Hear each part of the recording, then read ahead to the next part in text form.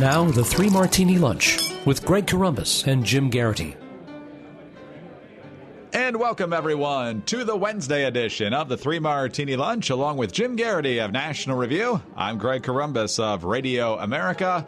We have all good martinis for conservatives today. Good, good, and good across the board. And the first one does deal with the Brett Kavanaugh confirmation hearings. As we talked about yesterday, Jim, it was kind of a histrionic free-for-all there in the opening statement of Chairman Chuck Grassley, with all the Democrats popping in saying they couldn't possibly have a thorough examination of this nominee since new pages of documents have been released. We eventually got past that. We got through a full day of opening statements by the senators before we got an opening statement from Brett Kavanaugh.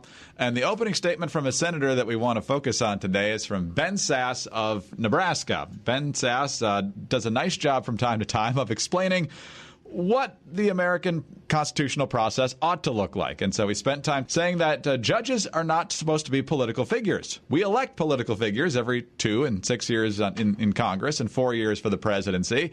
But judges on the federal level are given lifetime appointments for the specific reason they're not political figures, or at least they're not supposed to be.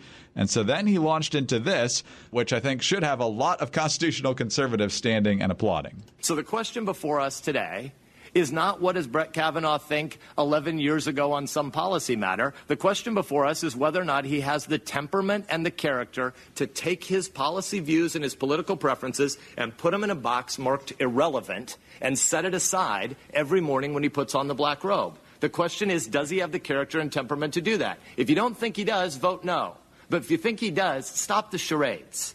Because at the end of the day, I think all of us know that Brett Kavanaugh understands his job isn't to rewrite laws as he wishes they were. He understands that he's not being interviewed to be a super legislator. He understands that his job isn't to seek popularity. His job is to be fair and dispassionate. It is not to exercise empathy. It is to follow written laws. Contrary to the onion-like smears that we hear outside, Judge Kavanaugh doesn't hate women and children.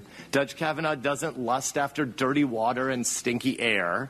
No, looking at his record, it seems to me that what he actually dislikes are legislators that are too lazy and too risk-averse to do our actual jobs. Oh, Jim, that was just beautiful to hear and to watch. And he gets to the heart of the issue for all these different distractions and protests and everything going on. Basically, the Supreme Court in particular, but the courts in general, have become the left's way, and sometimes, unfortunately, the right's way of getting the things they can't get through the legislature, which is not what the courts are meant to be. Yeah, one of the things that I was struck by is this immediate announcement and interruptions by a bunch of senators. We discussed this a bit on yesterday's Three Martini Lunch. I said, we haven't seen all the papers. By God, what are you hiding, Judge Kavanaugh? I really want to ask every one of those senators, many of whom have already said they're voting against him, what do you think's in there that's going to be the giant game changer? They'll be like, why do you feel like you don't know what Brett Kavanaugh stands for, believes, all that kind of stuff? It's not like he just, came out of the woods one day, all right? He's written 307 judicial opinions. He submitted 17,000 pages of material in response to the standard Senate Judiciary questionnaire, right? Most extensive ever turned in by a Supreme Court nominee. Senators have gotten 500,000 pages about his time as lawyer and a judge, which the Wall Street Journal says is more documents than were provided for the past 5 Supreme Court nominees combined. What do you think you're going to find in those remaining documents that are currently being held up because of they're considered covered by executive privilege, which, oh, by the way, is the exact same thing that happened for Justice Kagan back when she was nominated. She had been the Solicitor General in the early years of the Obama administration. And there was some sense of, look, some of these papers are about internal deliberations that have to be kept a certain level of privacy. They have to be kept confidential because otherwise you're interfering with effective decision-making in the White House.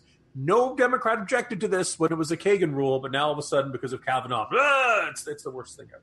On the one hand, it's been kind of interesting to see judicial confirmation fights become bigger and higher stakes and more dramatic. Maybe you could say it started with Clarence Thomas. Maybe you could say it started with Bork. Whichever point you want to say is the starting date. It grew and got much more intense with, say, Miguel Estrada in the late years of the Bush years. Certainly, I think the elimination of the judicial filibuster under Harry Reid is a big step of how we ended up where we are today.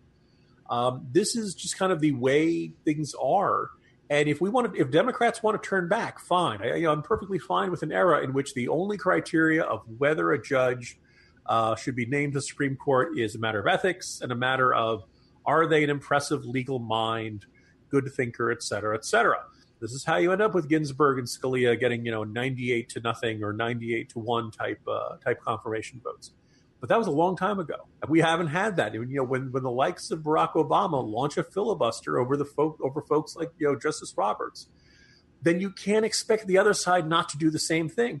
And when you nuke the filibuster for one group of judges, you can't be surprised when the opposition party nukes the filibuster for Supreme Court judges. And so that's how we got here. And so I completely concur with Senator Sasse. I salute his comments and wish everyone would kind of take them to heart. But Greg, I'm not counting on it. Yeah, probably not. That horse is way too far out of the barn, and I'm sure we'll see more hysterics before the confirmation is official. Let's move on to our second good martini. And yesterday, Jim, we were talking about how Senate seats are not something that ought to be inherited. And I guess Arizona Governor Doug Ducey was listening, even though he made this decision before we actually posted the podcast yesterday. We're still going to take credit for it.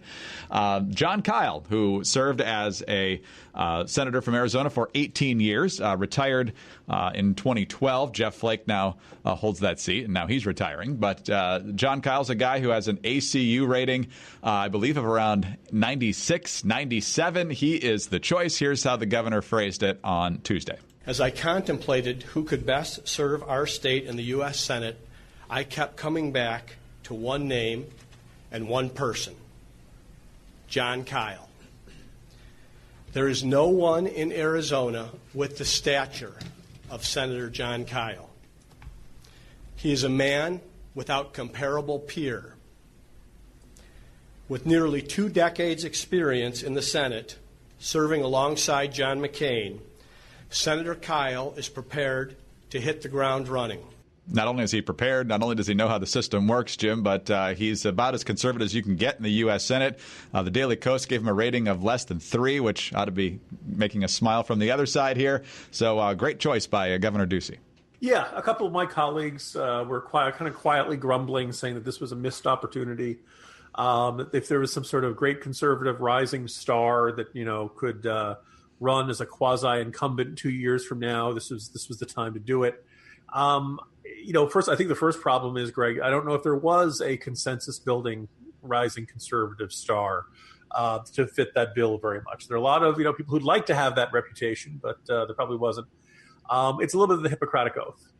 First do no harm, and this is a selection that does no harm to the Senate, does no harm to Arizona's interests. Interesting kind of debate in some circles about, John McCain had not cast a vote, I believe, in all of 2018. I believe his last vote was in December 2017. And it kind of raises an interesting question. When somebody's dealing with a serious health issue, how much time is it okay for them to spend away from their job convalescing or dealing with treatment? Senator Mark Kirk of Illinois, Republican senator, missed the better part of a year recovering from a stroke. I think everybody's, sure as heck glad that he recovered. It's a wonderful story. But for about a year, Illinois had one senator. For the better part of a year this year, Arizona had one senator. I think the state is well served by having 2. Obviously, there's a very familiar name. I think it's, it's pretty clear Kyl is not interested in running for another term.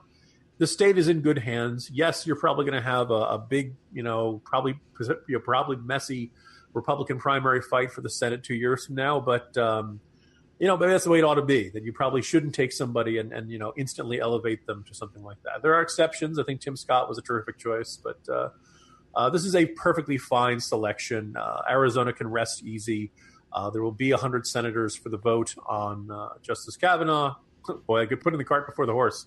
Judge Kavanaugh, but soon to be Justice Kavanaugh. And this is probably the way it ought to be, Greg.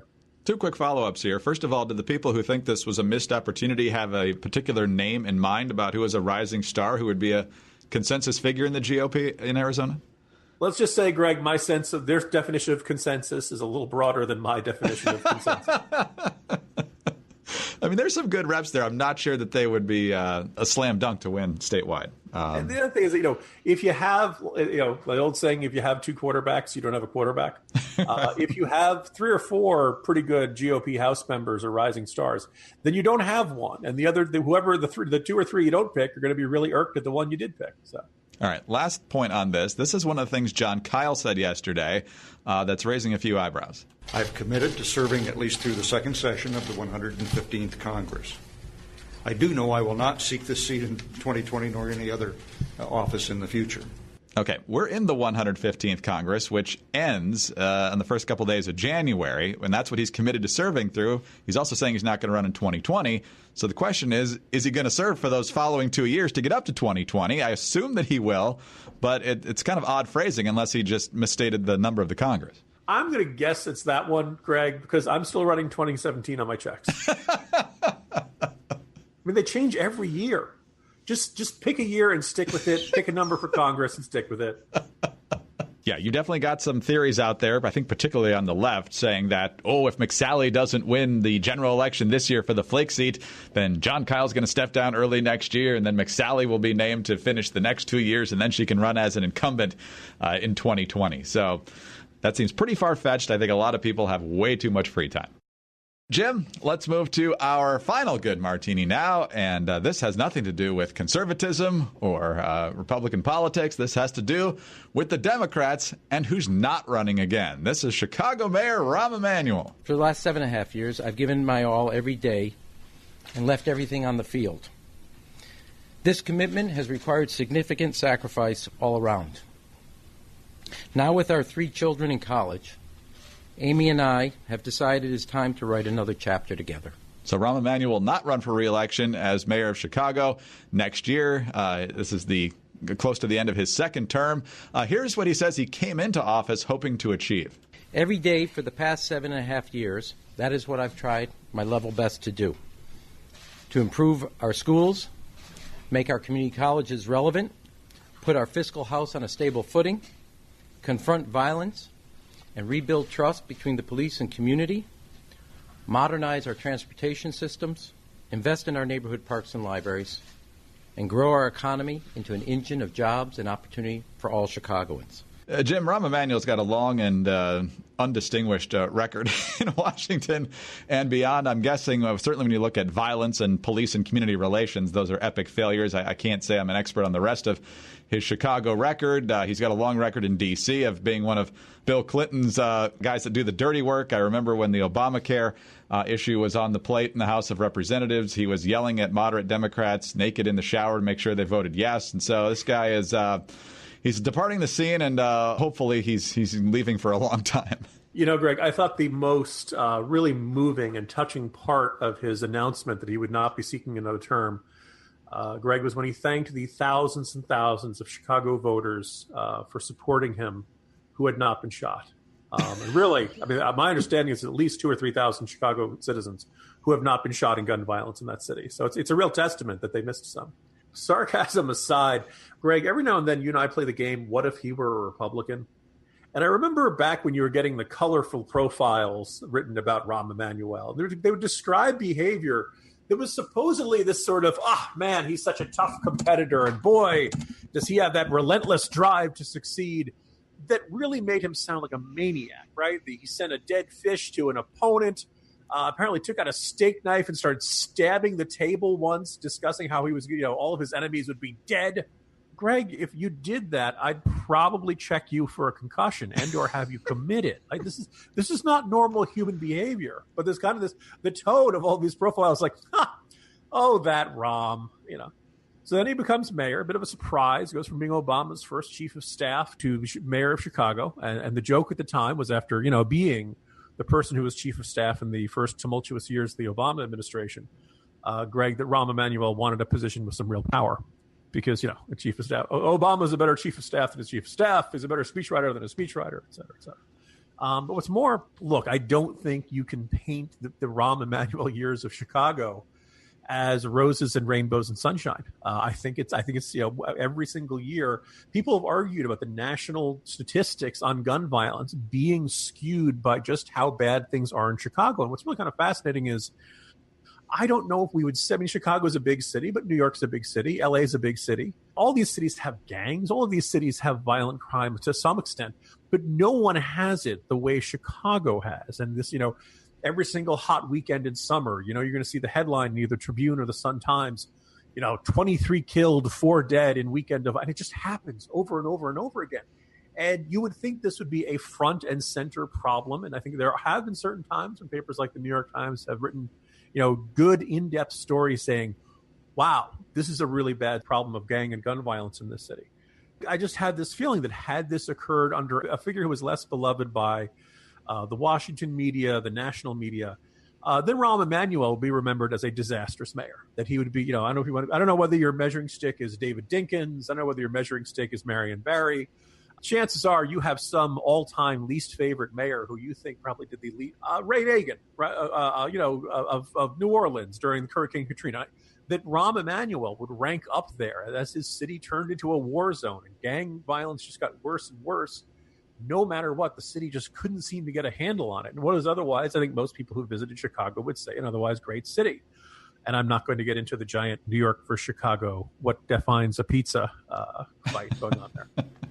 The people of Chicago deserved better. When you run and win, and when you run and win a second term, you should be solving problems on your watch. And you should also be solving the biggest problem of your watch. I don't know if it's a huge improvement if you get a big convention or something, but people in certain neighborhoods are still afraid to let their kids walk around outside. The problems kind of balance out whatever accomplishments you have. So, it's also kind of interesting. I believe Rahm Emanuel, he's talked about his family, his kids going to college. But I think this really came down to an issue, an issue of pure principle, Greg. And that principle is that Rahm Emanuel wants to win. And polling indicated he would not do that. Right. In the Democratic primary, of course, because we all know there are no Republicans in Chicago, but there are none. The Democratic primary effectively decides the race. Hey, Chicago, maybe it's time to start looking at some new options out there. Jim, we're almost done with Rahm Emanuel. That's a nice way to finish up the day and to finish off a delicious set of 3 martinis. So have a great day. Enjoy today's Kavanaugh hearings, and we'll talk again tomorrow. See you tomorrow, Greg. Jim Geraghty of National Review. I'm Greg Corombos of Radio America. Thanks for being with us today. And be sure to tune in again on Thursday for the next 3 Martini Lunch.